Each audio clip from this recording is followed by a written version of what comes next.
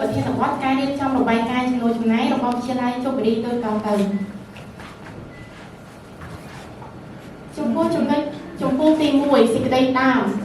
លំនាំបញ្ហានៃការស្រាវជ្រាវយើងដឹងថាប្រទេសកម្ពុជាបានកំពុងអភិវឌ្ឍលើគ្រប់វិស័យគឺវិស័យអប់រំជាចលករដ៏សំខាន់បំផុតក្នុងការជួយជំរុញក្នុងការអភិវឌ្ឍជាតិក្រសួងអប់រំបានដាក់គោលនយោបាយដ៏តឹងរ៉ឹងគឺគម្រោងថវិកាជាពិសេសគម្រោងចំណូលចំណាយដើម្បីឲ្យមានតម្លាភាពនិងប្រសិទ្ធភាពដូច្នេះការរៀបចំរបាយការណ៍ចំណូលចំណាយវាពិតជាមានសារៈសំខាន់ណាស់ដូច្នេះហើយវិទ្យាល័យជោគបរិយគឺជាគ្រឹះស្ថានអប់រំសាធារណៈត្រូវយកចិត្តទុកដាក់និងមានទំនួលខុសត្រូវខ្ពស់ក្នុងការរៀបចំរបាយការណ៍ចំណូលចំណាយឲ្យបានហ្មត់ចត់និងមានភាពត្រឹមត្រូវ1.2ចំណងបញ្ហានៃការស្រាវជ្រាវក្រោយពីបានចុះសិក្សាស្រាវជ្រាវនៅវិទ្យាល័យជោគបរិយរួចមកតើវិទ្យាល័យជោគបរិយមាននីតិវិធីអ្វីខ្លះក្នុងការរៀបចំរបាយការណ៍ចំណូលចំណាយឲ្យមានប្រសិទ្ធភាព1.3គោលបំណងនៃការស្រាវជ្រាវយើងខ្ញុំបានសិក្សាស្រាវជ្រាវដោយផ្ដោតទៅលើស្ថានភាពទូទៅរបស់វិទ្យាល័យគឺស្ថានភាពចំណូលចំណាយគោលការណ៍ដល់ឲ្យប្រើប្រាស់ថវិកានីតិវិធីនៃការចុះបញ្ជីចំណូលចំណាយប្រសិទ្ធភាពនៃការប្រតិបត្តិការចំណូលចំណាយក្នុងគណនីនិងលិខិតបទដ្ឋានគណនីតាមកំណត់និងវិសាលភាពនៃការស្រាវជ្រាវគឺតាមកំណត់នៃការវិភាគនៃការស្រាវជ្រាវគឺនាងខ្ញុំបានវិភាគទិន្នន័យដោយផ្ដោតទៅលើ IV ទាំង5នៅក្នុងកំណងឆ្នាំ2023-2024តែប៉ុណ្ណោះចំពោះវិសាលភាពនៃការស្រាវជ្រាវនេះខ្ញុំគឺផ្ដោតសំខាន់ទៅលើបញ្ជីគណនេយ្យដែលវាមានជាអត្ថប្រយោជន៍ដល់របាយការណ៍ចំណូលចំណាយរបស់វិទ្យាល័យជោគបរិយដែលស្ថិតនៅភូមិឃុំជោគបរិយភូមិតំជញ្ជាំងឃុំជោគបរិយស្រុកភ្នំព្រះខេត្តបន្ទាយមានជ័យតែប៉ុណ្ណោះចំណុច 1.5 វិធីសាស្ត្រនៃការស្រាវជ្រាវប្រភពទិន្នន័យគឺយើងខ្ញុំមានប្រភពទិន្នន័យពីរធំចម្បងគឺទិន្នន័យបន្ទាប់ទិន្នន័យចម្បងនិងទិន្នន័យបន្ទាប់បន្សំទិន្នន័យចម្បងជាទិន្នន័យទាំងឡាយណាដែលមិនទាន់បានចោលក្រោមនិងបោះពុម្ពផ្សាយជាសាធារណៈនៅឡើយទេដូចជាការចុះសម្ភាសផ្ទាល់ជាមួយលោកនាយកនិងគណនេយ្យករការសាកសួរទៅកាន់បុគ្គលិកដែលធ្វើការនៅក្នុងអង្គភាពតាមរយៈកម្រងសំណួរនិងការអង្កេតមើលទៅលើសកម្មភាពជាក់ស្ដែងនៅក្នុងវិទ្យាល័យជោគបរិយចំពោះទិន្នន័យបន្ទាប់បន្សំគឺជាទិន្នន័យទាំងឡាយណាដែលបានចោលក្រោមនិងបោះពុម្ពផ្សាយជាសាធារណៈរួចមកហើយដូចជាឯកសារនិងព័ត៌មានដែលបានមកពីវិទ្យាល័យជោគបរិយផ្ទាល់ឯកសារនិងសៀវភៅដែលបានសិក្សាកន្លងមកនិងឯកសារតាមបណ្ណាល័យនិងពីគ្រូណែនាំនិងឯកសារតាមអ៊ីនធឺណិតជាដើមចំពោះវិធីសាស្ត្រនៃការវិភាគទិន្នន័យនេះខ្ញុំបានជ្រើសរើសវិធីសាស្ត្រទិន្នន័យតាមបែបគុណភាពដែលមានវិធីសាស្ត្រតាមបែបពិពណ៌នានិងវិធីសាស្ត្រតាមបែបពន្យល់ចំពោះទី2រំលឹកទ្រឹស្ដីអំពីប្រធានបទមាននិយមន័យ4សំខាន់គឺរបាយការណ៍គឺជាឯកសារឬជាការរៀបរាប់អំពីសកម្មភាពឬលទ្ធផលរបស់អង្គភាពចំណូលគឺជាការលក់ទំនិញឬសេវាកម្មទៅកាន់អតិថិជនដែលទទួលបានប្រាក់ចំណេញចំណាយគឺជាថ្លៃដើមនៃការរកចំណូលចំណាយមានច្រើនប្រភេទដូចជាចំណាយថ្លៃដើមចំណាយទីផ្សារចំណាយរដ្ឋបាលនិងចំណាយហិរញ្ញវត្ថុរបាយការណ៍ចំណូលចំណាយឬរបាយការណ៍លទ្ធផលរបាយការណ៍គឺជារបាយការណ៍ដែលបង្ហាញពីចំណូលចំណាយឬសកម្មភាពចំណេញខាតរបស់អង្គភាពក្នុងកំឡុងពេលជាក់លាក់មួយចំណុច 2.2 ទ្រឹស្ដីពាក់ព័ន្ធគ្រប់គ្រងប្រធានបទគឺក្រោយពីបានចុះស្រាវជ្រាវផ្ទាល់មកគឺមាន IV ទាំង5គឺទី1គឺទ្រឹស្ដីអំពីប្រភពចំណូលចំណាយចំនួនពីការលក់ក៏ដូចជាសេវាកម្មគឺយើងកត់ត្រានៅពេលដែលរកចំណូលបានឲ្យស្របទៅនឹងការទទួលស្គាល់ចំណូលផងដែរការរៀបចំគម្រោងផែនការចំណូលចំណាយវិទ្យាល័យជោគបរិយមានគម្រោងថវិកាគម្រោងគឺជាដំណើរការនៃអង្គភាពបុគ្គលិកគឺត្រូវមានការវិភាគការរបៀបចំណូលចំណាយដើម្បីចំណាយនាពេលអនាគតបានល្អប្រសើរចំពោះប្លង់គណនីគឺជាលេខសម្គាល់លេខកូដដែលបញ្ជាក់ពីគណនីរបស់អង្គភាពទៅតាមអង្គភាពនីមួយនីតិវិធីនៃការចុះបញ្ជីចំណូលចំណាយវិទ្យាល័យជោគបរិយបានកំណត់នីតិវិធីចុះបញ្ជីចំណូលចំណាយកត់ត្រាបានច្បាស់លាស់ ลิขิตบัตรทางกันแหนไหนลิขิตบัตรทางกันแหนไหนคือเชื่อสักใครบ้างแต่ก็ตราดอยกันแหนไหนก็มีการสิ่งนี้ตัวสกอตแต่เบียเป็นเจ้าเป็นการตัวคอตราของไอจุดพัวไปจุดมวยประวัติการเล่าวิเชียรจูบรีวิเชียรจูบรีบ้านของการล้างเลยนำของเปิ้ลประมวล180 ปีได้ตัวซอดตำบงตรงใต้กำลังอนุวิเชียรแต่บนนองแต่มีอาเกียนจังหวยข้าวมีใบบรรทุกมีซอดตำบงคือสร้างสำหรับปีนี้มีครูประมวลนี้ใส่มาเนี่ยบรรทุกมาเลยนำของเปิ้ลประมวล180 ปีอาเกียนศึกษากับบ้านสร้างช่องบรรทัดปีน้องเตี้ยแต่มีประบรรทุกแต่สร้างช่องได้สหกรณ์เวียดนามไปได้สิในชั้นของเปิ้ลประมวล180 ปีตั้งของเปิ้ลประมวล180 มาสร้างช่องตีจัดการวิเคราะห์แต่มีใบบรรทุกให้ก็วิเชียรจูบรีในชั้นปีปนกับบ้านใครจะเชียร์วิเชียรเป็นเล็กแต่โดยประกาศโดยกระทรวงอบรมอยู่ชนในกีฬาในแค่ที่10 ปีวิจิการปีปนปีตัวสนามวิสัยหนึ่งเป็นสกัดกรรมตัวสนามวิสัยสนามตรงโชว์เลยตัวสนามจีเนี่ยตัวพ่อในการประปรสิวะจีวิสัยเราจะพอจงกรอยเป็นสกัดกรรมการต่อจำแนกต่อส้มเราจะพอจงกรอยคือเชียร์การเงียบประชุมนกบัวให้โบเก้ไอ้ใครจะบัวเราอ๋อแต่ไอ้คนนั้นต้องสุดโกงบ้านจุบัวโลโก้หนึ่งอันตัวไหนจุบัวสลากับโดเชียสลาวัดแต่อ๋อคือตรงปลาโลโก้เราบอกกระทรวงอบรมอยู่ชนในกีฬาแต่เรียนรู้กบในช่องกันดาใบขี้เต้โปมีโรงบูมูตรงเพลิงโปมีเดี๋ยวสมัยโปมีจังของคือเตเมกนั่งรูปประอบโปเตเมกแต่เรียนอาซ้อนกระทรวงอบรมอยู่ชนในกีฬาจุบัวอันตัวไหนบ้างรูปกบในช่องกันดาคือดำน้ำอ้อยพิจารณาจะจ้องจัดหนักนอนคนชาจำนวนร้อยอ้อยเมียนจำแนกต้องเชื่อท่องเที่ยวน้องการอภิวัตในท้องสังคมไปขี้เต้โปมีคือดำน้ำอ้อยปะปะทอกไม้ดำน้ำอ้อยอยู่ชนไฟในของวงศึกษาอบรมริบรุ่นก็จะผลัดกันโรงบูมูตรงเพลิงโปมีคือดำน้ำอ้อยวิสัยอบรมวิสัยกีฬาแต่มีอยู่ช่วงที่เนี่ยตรงหนึ่งเหมือนเตาเวนเรียนสมัยโปมีจังของคือเต็มเมฆดำน้ำอ้อยเป็นลื่นในวิชีอบรมเป็นลื่นอบรมเป็นยักษ์มาได้เราโปรวัตตัวเตียงปัตเตนรูปเราโปรเต็มเมฆแต่มีอักษรกระทรวงอบรมอยู่ช่วงหนึ่งกีฬาดำน้ำอ้อยวิสัยอบรมวิสัยทนเทียมมนุษย์แต่ไม่มีเลขนาเชื่ออันตรายจีนจมพัวไปจุดพัวในชนะสมบูรณ์กรอบครองเราก็วิเชียรชลบุรีคือมีธนานุกรมโดยมีโลกนิยมปัตบิเระนิยมร้องโลกเราเป็นชิ้นหนึ่งโลกไซต์เป็นสกแข่งแต่มีการดิยาไลกรองมังกรปรำปีการดิยาไลของใดจมพัวการวิเพียรตั้งในไว้ประพบจุดโน้จุดไหนครอยไปบ้านศึกษาสร้างเชียวกำยังเชื่อกับบ้านวิเพียรเคยท่าประพบจุดโน้ระบบเชียร์ไลชลบุรีคือมีประพบจุดโน้จ้าบางล้วนใต้ก็มีเลยจุดโน้ข้างๆมือจุดโน้ของใดการที่เจ้ากลุ่มร้องแพนละกันดิเชียร์ไลชลบุรีมีการกำหนดกลุ่มร้องแพนละกันบางล้วนตอนนั้นกระทรวงแต่บ้านนายน้อมหนึ่งเพื่อแต่ตามกระทรวงของใดเพิ่มกระแนบนี้พลังกระแน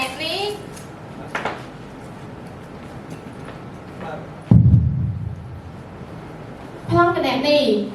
วิเชียรไลชลบุรีบ้านเรียนจอมพลังกระแนบนี้ต่อต้านกระทรวงอบรมอยู่ชนหนึ่งกีฬาโดยช่องมีนกระแนบนี้อนุกระแนบนี้นำประเภทกระแนบนี้ของใดให้ตัวมีก้นสมบัติหนึ่งก้นบิดบ้านในตรงนั้นแต่เชื่อตัวโปรต่อพลังกระแนบนี้นิเตวิธีในการจำบัญชีจำนวนจำนายจำพวกวิเชียรไลชลบุรีมีนิเตวิธีในการจำบัญชีจำนวนจำนายบางหัวสตองแต่ไอปลากาบานวิเคราะห์บัตรทางกระแนบไหนวิเคราะห์บัตรทางกระแนบไหนคือเชื่อสักใครบ้านแต่กระทรวงอบรมอยู่ชนในกีฬาบ้านช็อกมาเฟอร์โอดิสมีเพียงบ้านหลวงการบอลไซเตอร์ไหนครอบมีบ้านช็อกมีเพียงหนึ่งสร้างชื่อกันล้อมเนาะวิเชียรไลชลบุรีก็มีจำนวนพิเศษจำนวนเอาไปจำเนียนชาหนึ่งมีจำนวนเอาไปจำเนียนติดตัวผ่องได้นอกประพบจำนวนวิเชียรไลชลบุรีมีประพบจำนวนโดยเชี่ยประพบจำนวนจำบ้องคือปางเอาปีกระทรวงอบรมอยู่ชนหนึ่งกีฬาปีใดกูเชี่ยธนาคารอภิวัตอาซีสหกรณ์เวียดนามไปดัสอัตติตัสนังมีจำนวนปีเพชรซีกองมาโต้หนึ่งโต๊ะได้จำพวกจำนายไว้จำนายมีชาประเภทโดยเชี่ยจำนายในสัมภาระอนามัยสัมภาระการยาไล xong rồiឧបករណ៍ពិសោធន៍នៅក្នុងវិទ្យាល័យនឹងការចំណាយនៅក្នុងទីធ្លាដូចជាជួសជុលអគារនិងសួនផ្កាផងដែរចំពោះការរៀបចំផែនការចំណូលចំណាយវិទ្យាល័យជបរីបានរៀបចំផែនការចំណូលចំណាយរៀងរាល់ឆមាសប្រចាំឆ្នាំដើម្បីងាយស្រួលក្នុងប្រតិបត្តិការរបស់អង្គភាពដែលធ្វើការចំណាយទៅតាមខ្ទង់ដែលសាលាបានកំណត់មួយឆ្នាំដើម្បីមានភាពល្អប្រសើរនៅថ្ងៃអនាគតប្លង់គណនេយ្យគឺសាលាបានរៀបចំប្លង់គណនេយ្យបានយ៉ាងល្អនិងមានការចុះគណនេយ្យអនុគណនេយ្យប្រភេទគណនេយ្យច្បាស់លាស់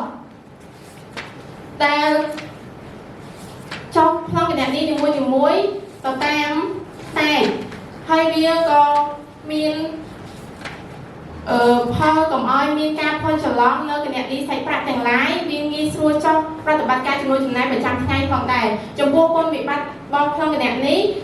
គណនេយ្យក៏បានជ្រើសរើសនៅកម្មវិធី Microsoft Office Excel ក្នុងការប្រើប្រាស់ដោយមានការយឺតយ៉ាវដែលធ្វើឲ្យអង្គភាពដំណើរការមិនបានល្អចំពោះនីតិវិធីនៃការចុះបញ្ជីចំណូលចំណាយគឺគណនេយ្យក៏បានចុះបញ្ជីចំណូលចំណាយកត់ត្រា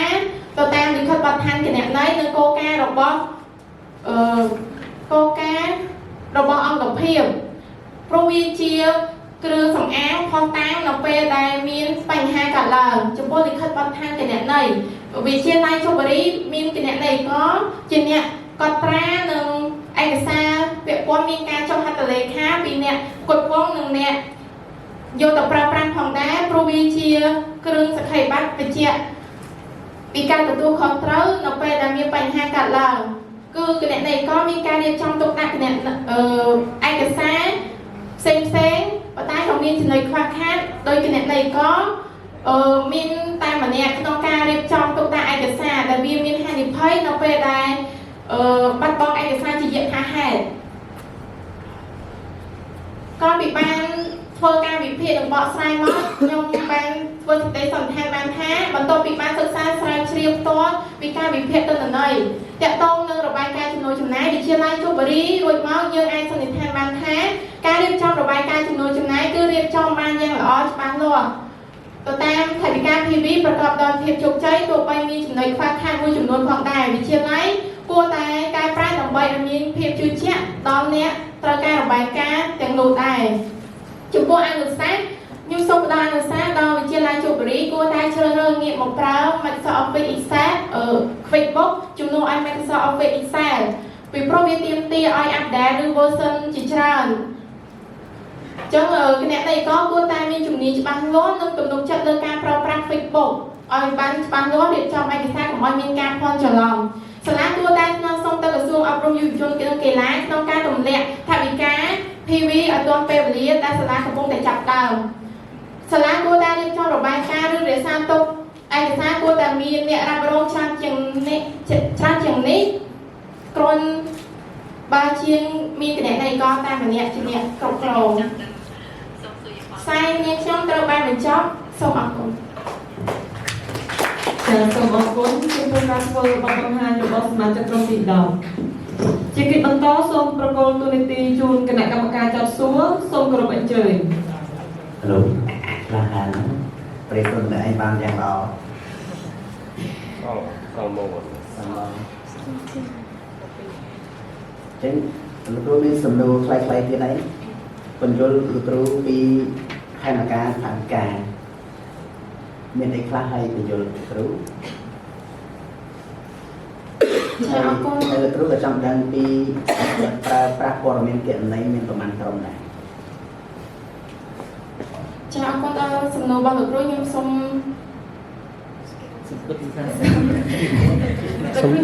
ភាសាទៅផែនការថវិកាយល់លោកគ្រូពីផែនការឯថានិយាយបានថាជាមនុស្សខាងក្រៅអង្គភាពដូចជាក្រសួងអប់រំយុវជនកីឡាដល់ពេលគាត់ចូលទី แล้วตาตัวสำนวนที่ปีสำนวนนะครับครูว่าครูให้คุณโจตรงนั้นสามตอนต่างกันเลยทำให้เกิดจากโยนสามเมาปัญหาสมองคนช้ำสำนวนสู้ที่ต้องอยู่บนประเทศวัดกันน้องตา មានវិធីសាស្ត្រអ្វីខ្លះដើម្បីរៀបចំរបាយការណ៍ចំនួនចំណាយនៅវិទ្យាល័យជុំរីស្រុកព្រៃព្រែកនេះឲ្យមានប្រសិទ្ធភាពបាទតើប៉ុណ្ណឹងអរគុណច្រើន ចាគ្រូអរគុណនៅសំណួរវិទ្យាល័យជបរីដើម្បី វិធីសាស្ត្រដើម្បីរៀបចំរបាយការណ៍ចំនួនចំណាយរបស់វិទ្យាល័យជបរីស្រុកព្រៃព្រែកនេះឲ្យមានប្រសិទ្ធភាពដែលយើងបានសរសេររៀបរាប់មកថាអូល្អណាស់ល្អណាស់ល្អណាស់ចឹងអានឹងគេធ្វើមិនខ្លះបានវាល្អអរគុណច្រើន ចាអរគុណសំណួរលោកគ្រូខ្ញុំសូមកាត់តិច សុំភាសាគ្រូការពារទៅ ចាគ្រូ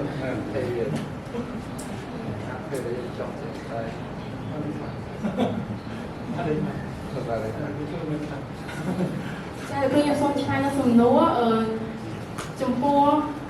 ធ្វើឲ្យរបាយការណ៍នៅជបរីមានភាពល្អប្រសើរគឺមានអធិទាំង5ដែលខ្ញុំបានសិក្សានិងធ្វើជាកម្រងចំនួនចុះទៅអង្គភាពផ្ទាល់គឺទី1គឺប្រភពចំណូលចំណាយអញ្ចឹងសាលាក៏បានបញ្យល់ពីប្រភពចំណូលចំណាយរបស់គាត់ច្បាស់លាស់ពីប្រភពចំណូលពីណាចំណាយពីខាងណាហើយមួយទៀតគឺគម្រោងថវិកាចំណូលចំណាយគឺសាលាមាន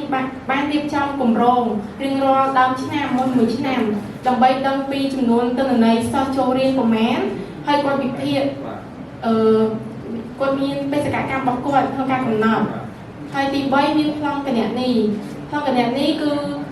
គណនេយ្យកបានរៀបចំច្បាស់លាស់ប៉ុន្តែមានចំណុចមួយចំនួនគឺគណនេយ្យកក៏មិនសូវច្បាស់នៅក្នុងកម្មវិធីកុំព្យូទ័រប្រហែលទេហើយចំណុចមួយទៀតគឺ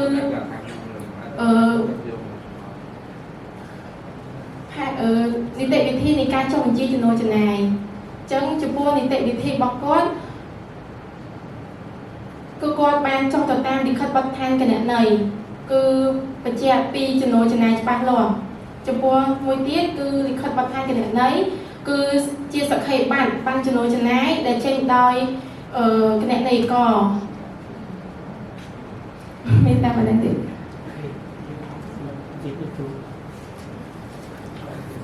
បាទយើងសូមចូលសំណួរទាំងដងឃើញចំណុចស្អីខ្វះច្រើនហើយសំណួរសួរតិចអញ្ចឹងពាក់ព័ន្ធនឹងយើងបានចុះដល់សាលាមក ចាលោកគ្រូបានចុះចាបានចុះដល់ ចុះដល់សួរទៅអញ្ចឹងពាក់ព័ន្ធនឹងធ្វើម៉េចដើម្បីបានលុយពីគេមកខ្ញុំមកប្រើសាលាហើយ ការស្នើសុំលុយសុំយ៉ាងម៉េចនឹកឃើញសុំ1លាន2លាន5លានក៏មាននីតិវិធីយ៉ាងណាដើម្បីសុំលុយទៅគេឲ្យគេមានហើយពេលដែលស្នើសុំទៅធ្វើមិនខ្លះនីតិវិធីមិនបានលុយមកហើយការស្នើសុំគេមានកម្រិតស្នើសុំពីពឹងទៅលើគោលការណ៍អីដែលគេសុំហើយមួយទៀតពេលដែលបានលុយមកគេចុះបញ្ជីយ៉ាងម៉េចយ៉ាងសូមបកស្រាយជាស្ដី ហើយគ្រូអរគុណដល់សំណួរចំពោះថវិកាដែលវិទ្យាល័យជបរីបានមកពីក្រសួងផ្ទាល់ហ្នឹងគឺវិទ្យាល័យជបរីមាននីតិវិធីដោយសារគាត់មានគម្រោងគឺគាត់ក្រុងទុកសិស្សចូលរៀនមួយឆ្នាំប៉ុន្មានអញ្ចឹងគាត់មានចំណូលសំខាន់ពីក្រសួងហ្នឹងពីអគារធនធានផ្ទាល់ផងដែរ មកថាចូល500នាក់ពីគួរសុំប្រមាណចូលពេញគួរសុំប្រមាណទីគេទូមុនយ៉ាងម៉េច គឺគាត់គាត់ ឃើញសុំតាមមកសបាយ អត់ទេគឺគាត់មានកញ្ចប់ថវិកាច្បាស់លាស់ដោយស្នើសុំម្ដងដោយ420000 អត់ទៅពីស្នើសុំគេឲ្យចឹងមក ហ្នឹងគឺរៀងរាល់ឆ្នាំបដៅលោកគ្រូគឺក្រសួងអប់រំយុវជនកីឡាគឺត្រូវតែឲ្យមុនដើមឆ្នាំចឹងថាឲ្យតែដើមឆ្នាំចូលរៀនគឺលុយត្រូវតម្លាក់មកជាមួយដែរ តាមខ្ញុំដឹងដូចមេគេមានរូបមន្តមាននៃការគណនាលុយសិស្សម្នាក់គេឲ្យប្រមាណមានយល់មុនស្នើសុំបើចឹងគេស្នើសុំ5លានឲ្យ5លានស្នើសុំ40លានឲ្យ40លានឲ្យមែនអត់តែទីចន្ទ្រោឯណាមែនអត់អញ្ចឹងអ្នកណាក៏ស្នើសុំដែរចង់បានតែច្រើននេះអញ្ចឹងសាលាពុកគេឲ្យ40លានសាលាធំគេឲ្យ50លានសាលាប៉ុណ្ណាគេឲ្យស្មើគ្នាគេមិនអាចឲ្យអញ្ចឹងទេគេឲ្យទៅតាមចំនួនសាច់ត្រឹមត្រូវប៉ុន្តែ សិស្សទីអត់ក្នុងនេះអត់អត់មកគឺផែនការមិន ផែនការរបស់គាត់គឺនៅក្នុងវិទ្យាល័យហ្នឹងក៏មានអនុវិទ្យាល័យបរិញ្ញាក្នុងនឹងដែរអញ្ចឹងគេគឺគាត់មើលទៅតាមគ្រូបង្រៀនដែលគាត់រៀននៅកម្រិតណាគឺគាត់មានថវិកាចែកទៅតាមនឹងគ្រូហើយរូបមន្តគាត់ក៏ប្រើទៅតាមការចំណាយនឹងដែរតែខ្ញុំអត់ចាំនៅរូបមន្តនឹងទេ ជាងមួយទៀតពេលគេធ្វើមិនបានលុយមកគេសុំយ៉ាងម៉េចឆ្លងណា នីតិវិធីឆ្លងគឺគណៈនាយកជាអ្នករៀបចំឯកសារហើយមាន